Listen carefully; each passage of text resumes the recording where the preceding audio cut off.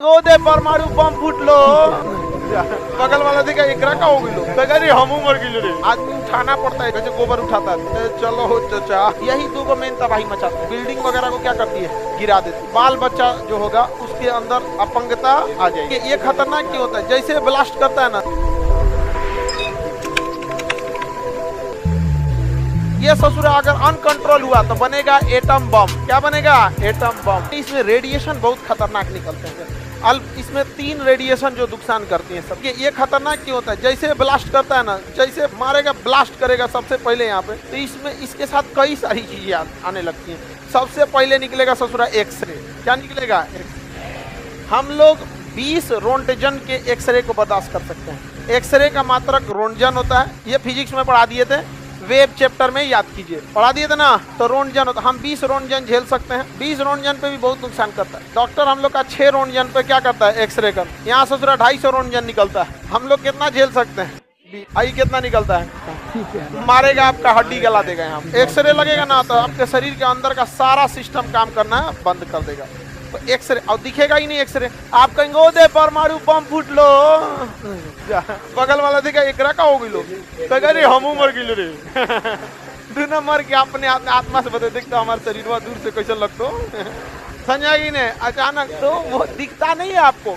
आप वो फिल्मी वाला बम मत समझिएगा कि आग लग गया चिल्ला रहा है मामा ठाकुर वो पेट्रोल बम नहीं है, नहीं समझे। ये रेडिएशन वाला बहुत खतरनाक। ये इसके बाद आता है गामा रेज। कौन सा रे, गामा रे। आपको पता है शरीर में सबसे गहराई तक कौन जाती है, कौन रे, गामा रे। आपका शरीर का हड्डी गुड्डी सब छेद छत के चले। आदमी उठाना पड़ता है इसे छाती में, जैसे गोबर उठाता है। चलो हो चाचा, पूरा खत्म कर देता है मार और के परमाणु को। अच्छा, इनकी गति भी देखिए प्रकाश की चाल से। आपको पता है एक्सरे प्रकाश की चाल से चलता है। टॉर्च जलाने में कितना टाइम लगता है, फटाक से जलाए पहुंच गया 1 सेकंड में 3 लाख किलोमीटर। समझ में आ गया कि नहीं गया। और गामा रेज की भी गति प्रकाश के बराबर। यही 2 गो मेन तबाही मचाते हैं। इसके बाद क्या होता है ना, शॉक वेव उत्पन्न होता है। वेव चैप्टर में भी पढ़ा दिए हैं शॉक वेव। कौन सा वेव, शॉक वेव, प्रगाती तरंग। देखिए आपको भी पता है शॉक वेव क्या है। देखिए कोई भी चीज कब लड़खड़ाती है, शॉक कब लगता है। जैसे हमारी दौड़ने की क्षमता है 20 की स्पीड से या 30 की स्पीड, तो हमको अगर कोई धक्का दिया पीछे से 10 की स्पीड से, तो हम नहीं लड़खड़ाएंगे क्योंकि हम उसे बैलेंस बना लेंगे। अगर कोई 30 से ढकेला तो भी हम नहीं लड़गा। हमारी क्षमता से ज्यादा ढकेल दिया ना तो हम लड़खड़ा जाएंगे, क्योंकि उससे तेज हम नहीं जा सकते। तो हमारे अगल बगल में जो वायु है, ये वायु है या फिर ध्वनि तरंगे है, ये 330 मीटर पर सेकेंड की वेग से ही जा सकती, इससे ज्यादा नहीं जा सकती। और अगर कोई चीज ब्लास्ट करता है बहुत ज्यादा मात्रा में, तो अचानक वो यहाँ की हवा वगैरह को क्या करता है, ढकेलता है। अचानक क्या करता है, ढकेलता है। और उस सूरा इतना तेज ढकेलता है कि उस सबको उतना तेज चलने के लिए बने ही नहीं थे। तो क्या होता है, एकदम शॉक उत्पन्न हो जाता है। क्या उत्पन्न हो जाएगा, शॉक। और वो इतना शक्तिशाली होता है, किसी भी चीज को ध्वस्त कर देता है। तो ये शॉक वेव आके बिल्डिंग वगैरह को क्या करती है, गिरा देती है। शॉक वेव बिल्डिंग को क्या करती है, गिरा देती है। यहाँ पर पूरी तरह से टेम्परेचर लगभग 300 डिग्री सेल्सियस हो जाता है। कितना, 300 डिग्री पे। पानी कितना डिग्री पे रहता है, 100 डिग्री सेल्सियस से क्या होता है पानी। अभी कितना कर दिया। तो जो बम के पास के एरिया में रहेंगे 8-10 किलोमीटर के रेडियस में, ऐसे समझ में गया, तो वो सबसे पहला शिकार होंगे किसका, सबसे पहले तो इन्हीं का, कोई भी शिकार इन्हीं दोनों का। लेकिन ये उनको जला के क्या कर देगा, खत्म कर देगा। तो जो पास के एरिया में पकड़ा गए, 10 किलोमीटर के रेंज में क्या हो गया, पकड़ा गए, उनको तो जल के मरना है। और जो पास के एरिया में बिल्डिंग पकड़ा गया, उनको शॉक वेव से। अब बाकी आप अगर 70, 80, 100 किलोमीटर भी दूर है ना, तो ये देख रहे हैं एक्सरे वगैरह निकल रहा है। समझ में आ रहा ही नहीं, एक्सरे और गामा रे जा रहा है यहाँ पे। ये आपको तो चौपट करेगा ही, और डीएनए को भी चौपट कर देगा। अगर बच गए तो बाल बच्चा जो होगा उसके अंदर अपंगता आ जाएगी वहाँ पर। तो ये बहुत ज्यादा क्या होता है, हानिकारक होता है। यहाँ पर ना, ये प्रशांत महासागर है। कौन महासागर, प्रशांत महासागर के बीचों बीच में एक द्वीप है, हवाई द्वीप। आगे पढ़ाएंगे जब अमेरिका पढ़ाएंगे तब। हवाई द्वीप, कौन सा द्वीप है, हवाई द्वीप। प्रशांत महासागर के एकदम बीचों बीच में है हवाई द्वीप। अमेरिका ने ना हवाई द्वीप पे यहाँ पर एक बंदरगाह बनाया, पर्ल हार्बर। और यहाँ उसने बड़े बड़े लड़ाकू जहाज तैनात किए, सब पूरे बेस बना दिया। 100-200 लड़ाकू जहाज तैनात किया लड़ने के लिए। नेवी की जहाज तैनात किया लगभग 120 की संख्या में। आज भारत की नौसेना में 120 को जहाज है। उस समय अमेरिका की एक बेस पर इतनी नौसेना की जहाज थी, सब डिस्ट्रॉयर, लड़ाकू जहाज, पनडुब्बियां थी, सब इस पे थी। अब जापान को लगा कि अरे भाई साहब ये तो इतना खतरनाक है, अमेरिका इतना खतरनाक हो गया है। तो जापान ने कहा कि हम लोग भी जहाज बनाएंगे, हम लोग भी पानी वाली जहाज बनाएंगे, पनडुब्बी बनाएंगे। तो उसके इंजीनियरों ने कहा, तो रिपोर्ट आई जापान के पास कि जिस रफ्तार से हम लोग जापान बना रहा है, अपनी नौसेना को बढ़ा रहे हैं, अमेरिका की बराबरी करते में 40 साल लग जाएगा। तो जापान ने कहा एक काम करते हैं, अमेरिका के कुछ जहाज मार के गिरा देते हैं, 200-250 जहाज मार के गिरा देते हैं, तो हम आज ही उससे 40 साल आगे हो जाएंगे। Well done, well done, well done.